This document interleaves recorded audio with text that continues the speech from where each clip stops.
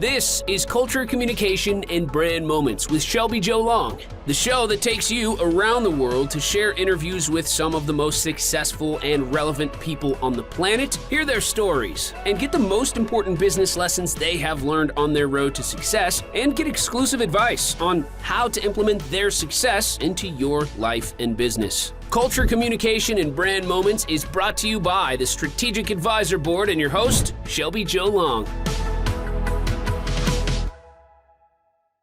Hello, everyone, and welcome to the Strategic Advisor Board podcast. I'm Shelby Joe Long, and I'm here today to talk to Michelle White. And in this podcast, we discover stories of businesses, discover the opportunities of businesses, talk about some challenges, and try to provide some insight from some seasoned business owners for you business owners out there that are trying to navigate your own entrepreneurship journey. So I'm excited to have Michelle here today for a few reasons. I know Michelle through the publishing industry. I'm in the process of publishing my own book, and Michelle is an integral part of that because she's a book designer. And I've had the opportunity to discover more about book designing and book publishing with Michelle. So I'm really excited to hear about her journey and what she does today. So Michelle, welcome to the interview. I'm glad you're here. Hi, Shelby. Thank you for having me. It's really nice to be here. Oh, so excited to have you here. Michelle, another background. Michelle and I also serve on the the solutions for independent publishers in this group called Rogue Publishing. So we're both board members in that publishing circle as well, which we'll talk about a little bit later. But Michelle, why don't we start by you just telling us about your business and kind of how you got into this business and a little bit of your background. Let's discover more about you. Okay. My business is called MMW Books. I'm a book designer, and I do one-on-one design with the authors, mostly nonfiction. I've also done some children's books, and a lot of it is memoirs and people promoting their businesses through the book, establishing their expertise and trying to share their knowledge. So yeah, I've been doing this for over 20 years. When I started out, there was no print on demand. Self-publishing was nothing like what it is today. Sure. I worked on textbooks for a major school book publisher, and from there, once that business closed, after 9/11, there were, all different things going on at that time. And that's when I had the opportunity to finally start my own business. And so I've been doing book design then. A lot of times authors don't realize that when they get signed with a major publisher, they lose all control of the publishing process and the design. And, it's a big business, and the publisher takes over. So what as a self-publisher, you can be a lot more involved, and you get to choose your design, your colors, your branding. Everything can be exactly how you want it. And that's what I like to do, is to work with authors and show them I usually show them some options, and then we kind of brainstorm on some good imagery that really tells their story and can sell the book. There's so much that I've learned about just designing and the publishing industry, but I just love, and that's why there's such synergy within the Rogue partnership too, is that we're all definitely concerned about brand and message and custom solutions, and we don't want people to get caught up into a machine where they don't have control over their material.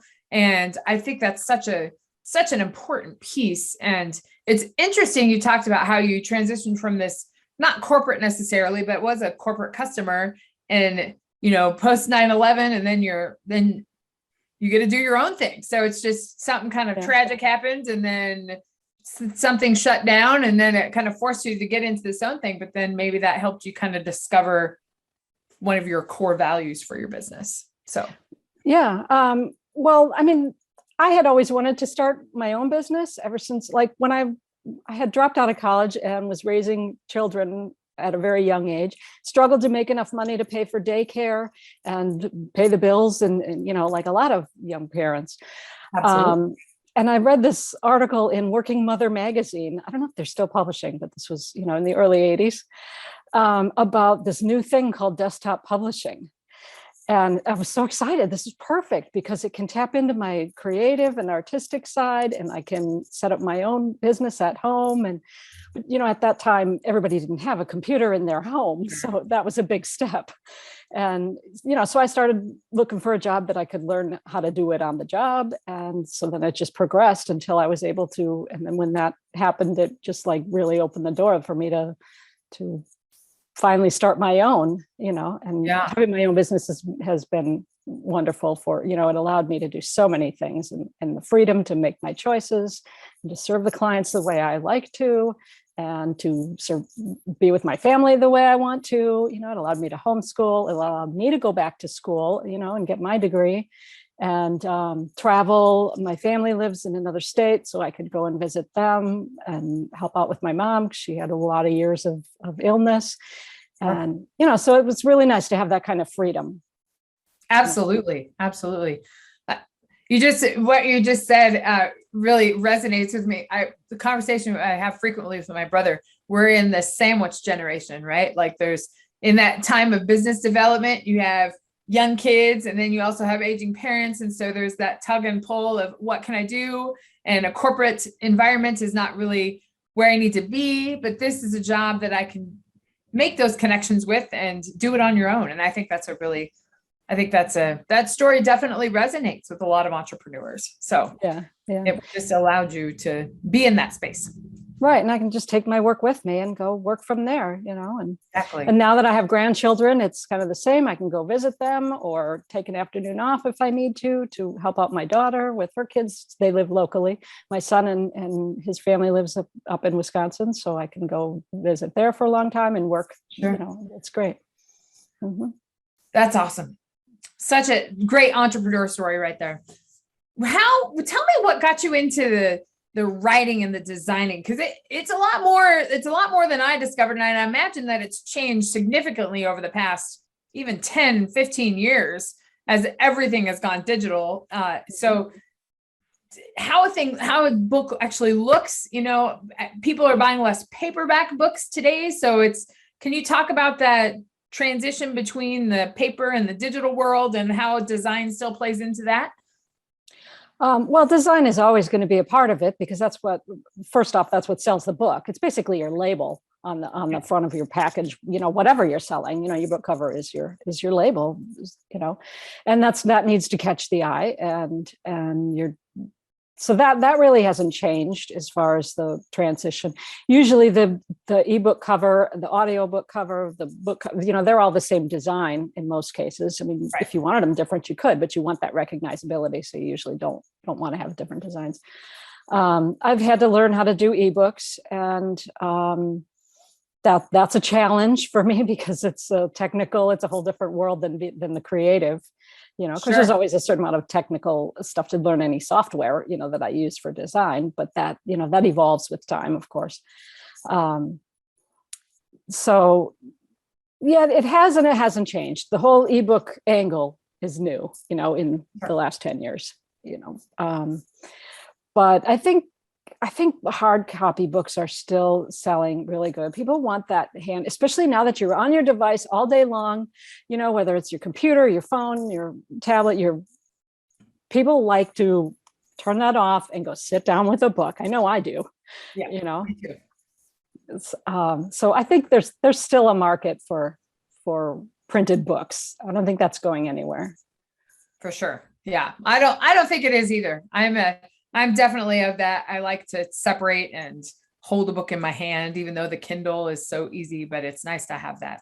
Mm-hmm. And I'm definitely going to have hard copies when I print my own book. So it's just been, and I told you this the other day when we were in a conversation, it's just been, it's so helpful for me. I'm a very verbal person. And I like writing things, and I like looking at information and assessing all of those things. But I have a really hard time representing that visually. And that is the talent that I don't have. And that that's not necessarily in my skill set. And it was just amazing to be able to talk to you and have you visually represent that. And I think that's a really incredible quality, and one that's what you've built a business around that. So I commend you for that, and your ability to design and to create images out of what I say is just amazing. So, well, that's that kind of creative work, that comes naturally. I just love when I can find an image that speaks to on different levels. There's the obvious, the first glance, and then you think about it, and then maybe it represents something else that has to do with the book. And like symbols and imagery can evoke different feelings and memories and emotions, and all of that, along with the colors that you choose and the fonts, all that stuff comes together to create an impression. That's what graphic design is all about, Yeah. And I like working individually with the authors who have the input like you did. And like if we work with Rogue publishing partners, or in other situations too, where you have a book coach or a project manager, then we can get together with the editor, the designer, so you've got all these different viewpoints to come together to distill down what that book is really about. Because oftentimes authors may not realize that the designer usually doesn't read the book. There's just not enough time to read every book you design, as much as I'd love to, right? That's where it's nice when it comes in when I do the proofreading also, because then I'm really intimate with the book. I know enough, but to be able to have the whole team together with the editor and the author who know the book better than anybody, they can help distill what imagery really works and who the target market is, who you want to speak to. You just want to have something that fits your genre. Your book has to fit in with the genre. Like if you're doing say a book about gardening or something, and if you have a picture on there of, say, of a family or something else, people aren't going to recognize it as a gardening book. Then again, if you have a well-tended garden on there, you still have to come up with some way to make that book stand out against all the other gardening books. So that's where the challenge is, to make the book fit in and stand out. That's kind of where I come in to really be able to. I do research on the books that I'm designing, and so I know what else is out there for someone who's looking for a gardening book, so that I can see how it should look and how it can be different. Yeah, I love that team. Because engaging all of those different facets, the writer and the designer and the publisher and the proof editor to really identify the message of the book and the audience for the book. That's so critical. And I'm excited that we've kind of formalized that into the Rogue Publishing Group, where we are all independent business owners, but we all are in a collective group to be able to best help independent authors.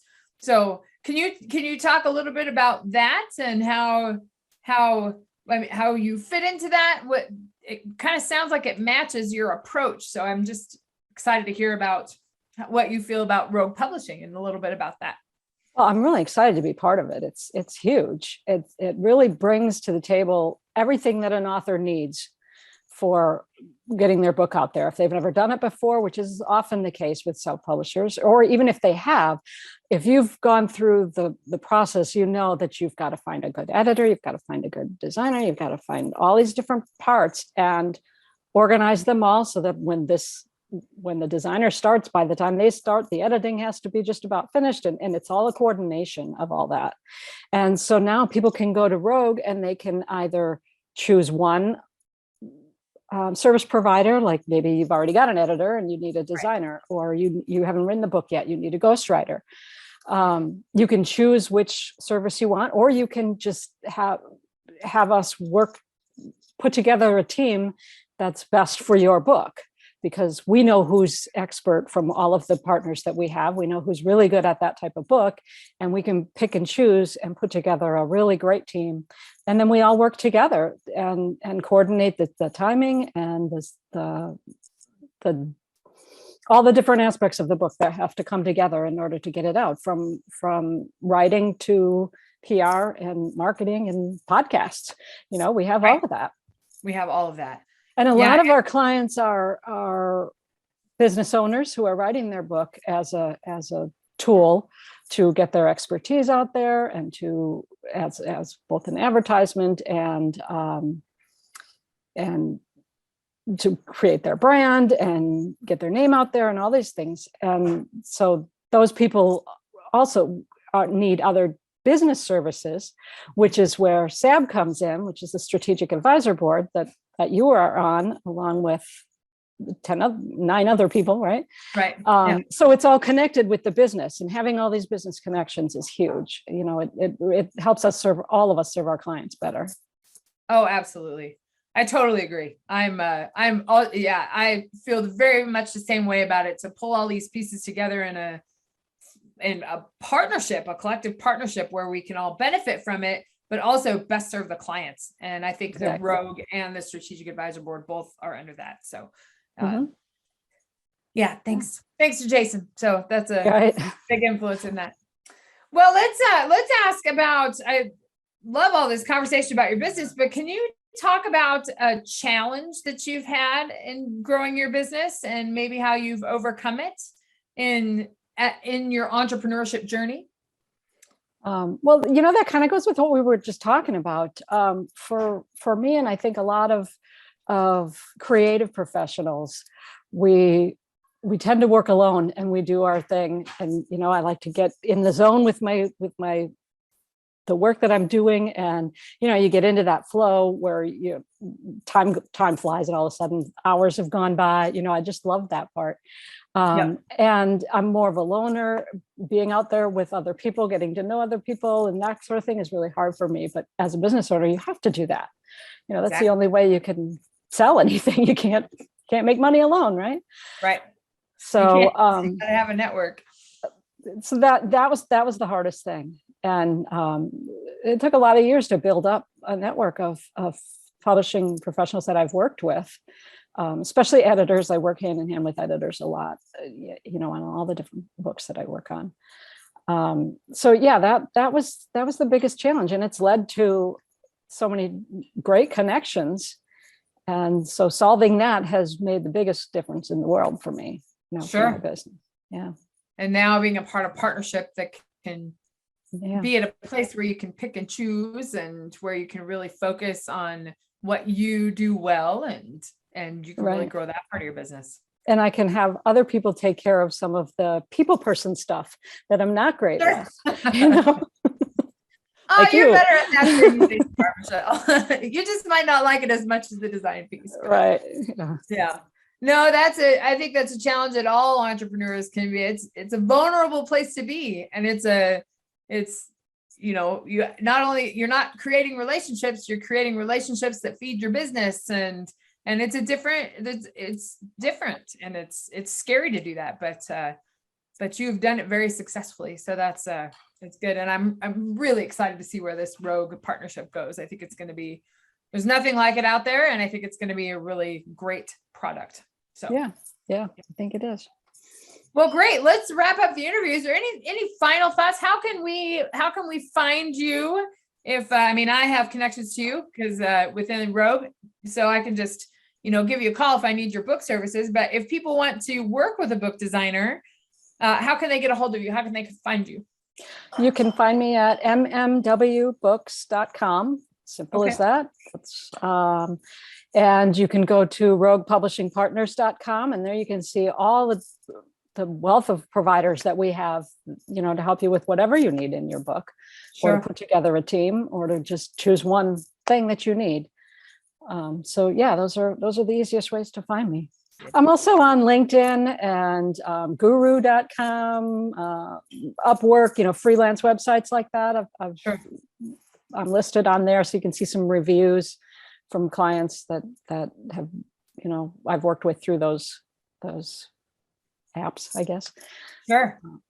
Well, I am very excited to see, I know I'm not your only projects coming out in the next couple of months, but I'm very excited to see my project come out, which will, I think, be out in May. So it's been a while coming. I'm excited to see the final product. So Yeah, I'm excited to see where it goes too. So far, we've got the cover almost done. I know we're very, very close. It's going to be a great book. I did read yours. So. Oh, you did? Yes. Good. Well, it's great. It's great. I'm excited for it. Mm-hmm. Good. I'm excited too. Well, great. Let's wrap up this interview. Michelle, again, thank you for coming on to talk about your business, talk about your struggles. It can provide insight and so much help for other entrepreneurs that are in the same spot, similar challenges, and also ways to get through that. And we hope to inspire our audience to reach out to Rogue Publishing if you have any questions about book publishing. Reach out to Michelle if you have any questions about book design. Reach out to anybody in the Strategic Advisor Board to talk about business development. We're all here to provide value and to help navigate this journey a little bit easier. So I will see you next time on the next podcast for the Strategic Advisor Board and for Culture, Communication, and Vision. And we'll talk to you soon.